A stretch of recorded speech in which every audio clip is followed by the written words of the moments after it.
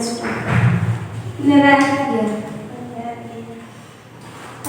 Dengan Mbak siapa ya? Mbak Moita. Dari mana Mbak? Dari kampus. Oh iya. Katanya Mbak Sedikit kurang baik sih. Oh iya, begitu. Di sini dia udah berapa tahun? Hampir 7 tahun. Masya Allah, lama ya. Iya. Oh iya, saya pernah terlebih dahulu ya Mbak. Nama saya Aulia Putri Amanda.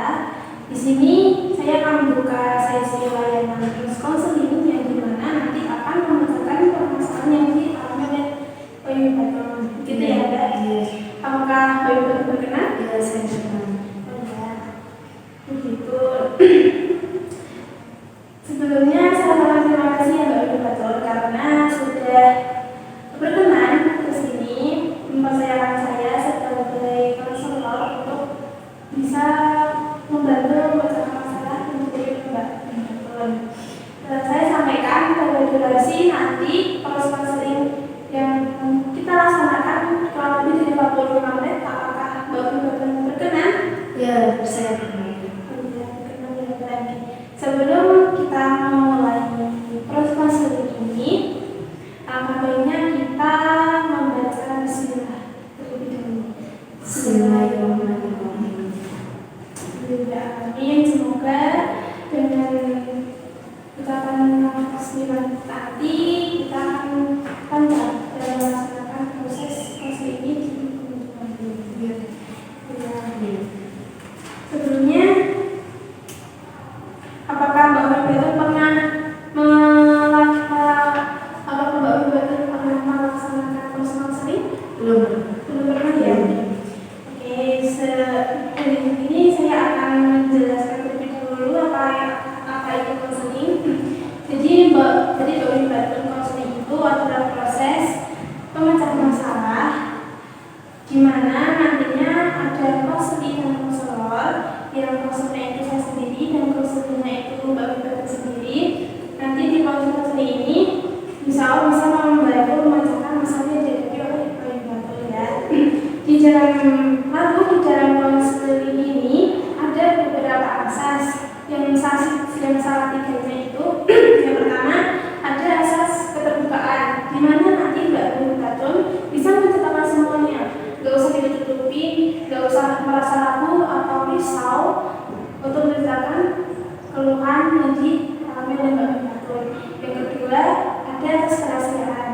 Ya, di asas kerahasiaan ini Mbak Bayu gak usah risau, gak usah khawatir kalau misalnya apa yang disampaikan oleh Mbak Bayu itu terbocor, bisa menyebar kemana-mana. Yang ketiga ini ada asas kesukaraan. Apakah Mbak Bayu kesini atas pasangan orang lain atau memang dari Mbak Bayu sendiri? Dari saya sendiri. Dari Mbak Bayu sendiri ya, kita sendiri. Oh iya, begitu ya Mbak Bayu. Apakah sudah paham? Ya, saya sudah paham. Oke.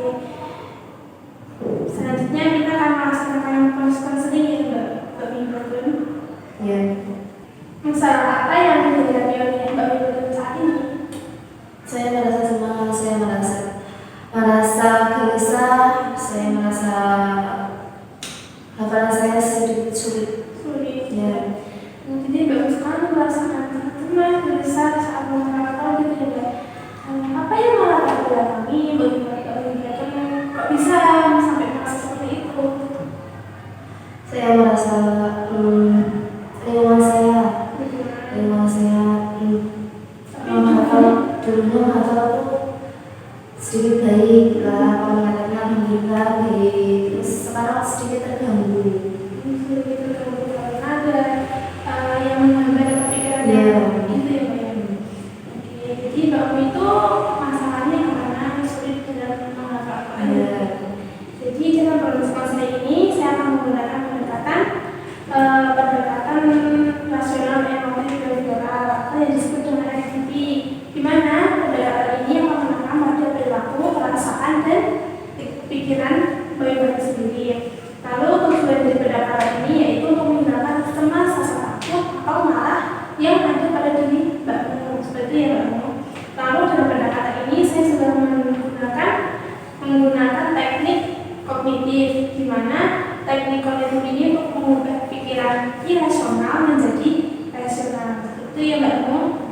Dan untuk teknik kedua saya akan menggunakan teknik imagery, di mana teknik imagery ini Mbak Mu sendiri sebagai konseling itu membayangkan bagaimana situasi saat Mbak Mu itu merasa kesulitan dalam menghafal Al-Quran, seperti ya Mbak Mu. Jadi hal apa kenapa itu bisa terjadi Mbak Mu? Faktor lingkungan saya itu fisik, terus otomatis itu mengganggu pikiran saya dalam menghafal, tidak bisa fokus dalam menghafal. Karena itu karena faktor lingkungan seperti itu. Selanjutnya kalau soal perasaan Mbak Mu sendiri itu bagaimana kalau hal itu terjadi? Perasaan saya rasanya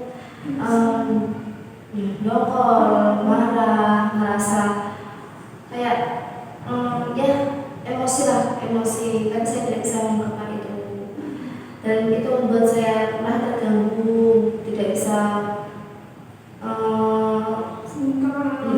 pikiran saya dan perasaan saya tidak bisa sinkron, nanti saya sulit dalam menghafal. Jadi rasa Mbak itu sangat mungkin dalam hasil untuk sekolah nanti bakal terganggu juga ya. Jadi seperti itu ya Mbak Mu. Jika misalkan ya Mbak Mu, misalkan Mbak Mu juga begini, kalau misal 1 minggu, 1 bulan, atau mungkin sampai 1 tahun, ya alhamdulillah ya, jika itu masih perasaan seperti itu masih ada di dalam Mbak Mu, apa yang akan terjadi dalam kehidupan Mbak Mu selanjutnya? Itu akan membuat saya lebih sulit dari sebelum-sebelumnya, dan saya juga harus mengejar target yang sudah ditentukan Untuk cepat selesai.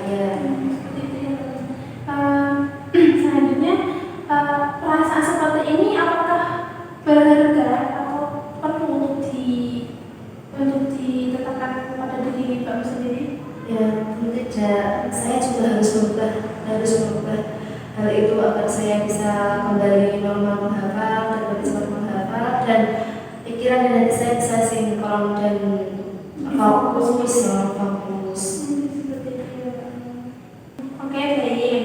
Tapi sebelum perasaan seperti itu datang, apa yang dilakukan Mbak Mu itu kok bisa menghafal itu mudah cepat gitu? Ya, karena faktor lingkungan saya itu mendukung, baik, tidak berisik. Hati saya dan pikiran saya juga sinkron, saya bisa fokus, saya juga baik. Ya, seperti itu. Lingkungannya tenang gitu ya? Tenang juga kan juga mempengaruhi itu kan. Nah, seperti itu. Jadi itu terjadi saat minggu lalu atau sebulan lalu? Sebulan lalu. Jadi berlari lumayan ya, merasakan hal ini memang cukup sulit gitu ya, sedang mengalami itu begitu kan. Oke, jadi selanjutnya perasaan Mbak sendiri bagaimana setelah menceritakan semua ini kepada saya? Ya, alhamdulillah sedikit lega karena saya bisa bercerita dan saya bisa mengungkapkan perasaan yang baru saya. Alhamdulillah, jadi lebih agak enakan, agak tenang gitu kan, nggak ada beban gitu ya Mbak ya.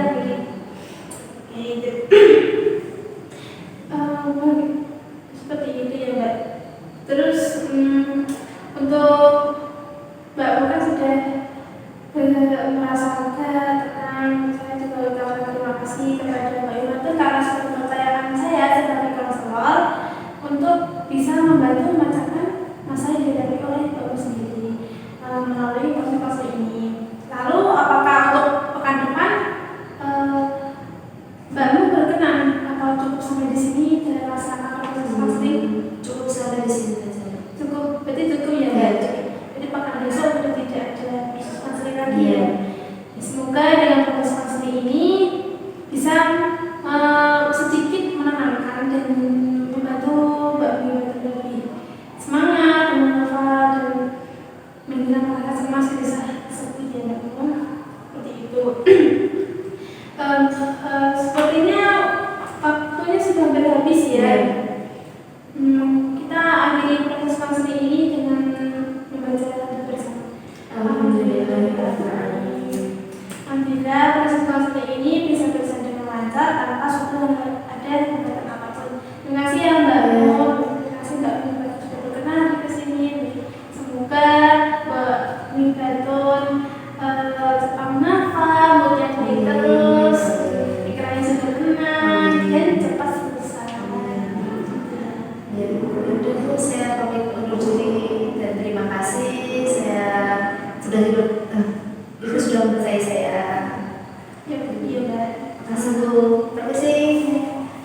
Mbak. Ya.